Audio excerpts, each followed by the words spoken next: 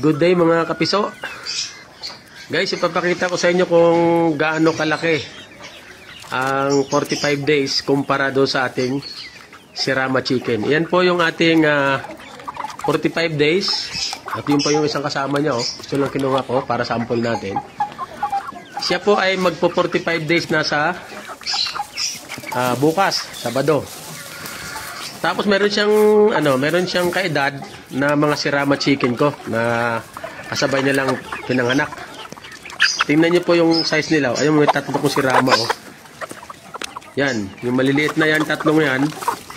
Yan po yung Sirama Chicken natin. Tingnan niyo yung kumpara yung size nila. Magmumukhang higante yung 45 days. Kita nyo? Sobrang liit niya talaga guys ng Sirama. Kaya tingnan nyo, tingnan nyo. Ayan. Ganyan po ang difference nila. Magkaedad lang po sila.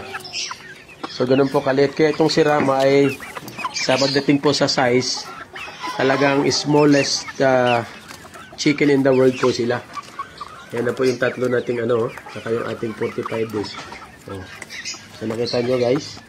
Ganyan ang difference nila. Okay? Thank you for watching. Bye-bye.